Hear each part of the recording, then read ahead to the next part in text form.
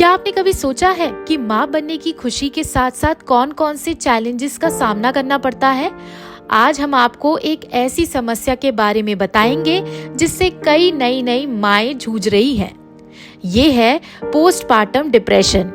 ये समस्या जितनी आम है उतनी ही गंभीर भी हो सकती है। पोस्टपार्टम डिप्रेशन होता क्या है, इस बारे में बताएंगी जानी मानी gynaecologist specialist doctor Sujata Agarwal.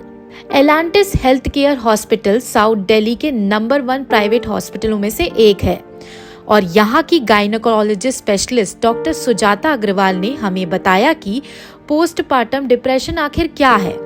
Doctor Sujata, जो लखनऊ के KGMC से MBBS और MD की डिग्री हासिल कर चुकी हैं, कहती हैं कि ये एक ऐसी स्थिति है जो डिलीवरी के बाद कई महिलाओं को प्रभावित करती हैं।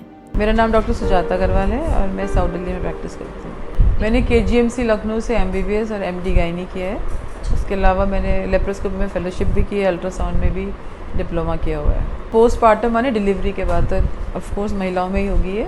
इसमें बच्चा पैदा होने के बाद में पेशेंट एकदम से डिप्रेस हो जाती है, बहुत लो फील करती है। इसके बहुत सारे कारण होते हैं।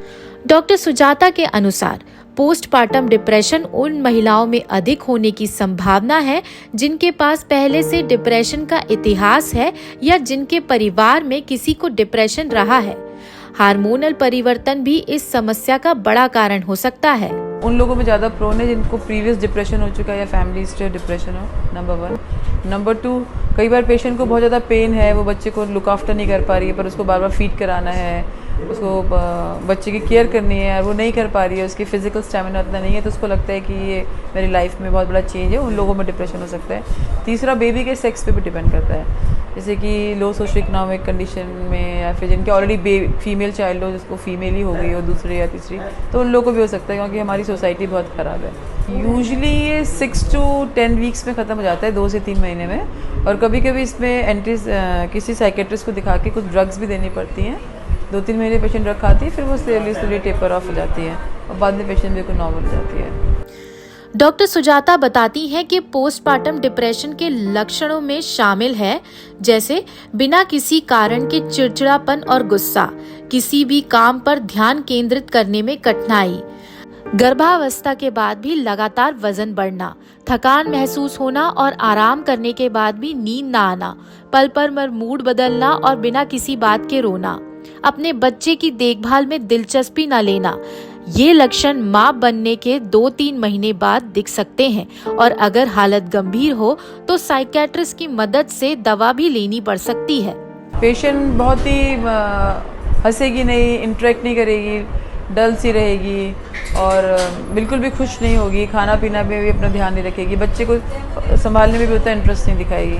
तो यही सिम्टम्स होते हैं। इसका ऐसा कोई सिम्टम नहीं है कि BP हाई है या कुछ, it's more of a clinical symptoms. Doctor Sujata का कहना है कि सही काउंसलिंग और दवाइयों से इस समस्याओं का समाधान किया जा सकता है। इसके अलावा परिवार का सपोर्ट बेहद जरूरी है। परिवार वालों को माँ का ध्यान रखना चाहिए, उन्हें खुश रखने की कोशिश करनी चाहिए, हेल्दी डाइट देनी चाहिए और प्रॉपर बेड रेस्ट देना चाहिए। बच्चों को संभालने में माँ की मदद करें और अगर उन्हें दर्द होता है तो पेन किलर दें। काउंसलिंग, पेशेंट को खुश करना कोशिश करो, खुश करो। सपोज उसको हेल्दी डाइट दो, उसकी हेल्प करो बच्चा संभालने में, उसको एडिक्वेट रेस्ट दो, पेन है तो पेन किलर्स दो और उसकी काउंसलिंग करो कि जो भी बेबी है तुम्हारा है, that way it helps. Doctor Sujata ने हमें बताया कि उनकी खुद की यह सलाह क्यों महत्वपूर्ण है। उनके अनुसार रिश्तों की अहमियत तब समझ में आती है जब हम उन्हें खो देते हैं। वह इस बात पर जोर देती हैं कि पोस्टपार्टम डिप्रेशन से जूझ रही माताओं को हमें समझाना होगा और उनकी मदद करनी होगी। लोकल 18 के लिए दिल्ली से आकांक्षा दीक्षित की रिपोर्ट।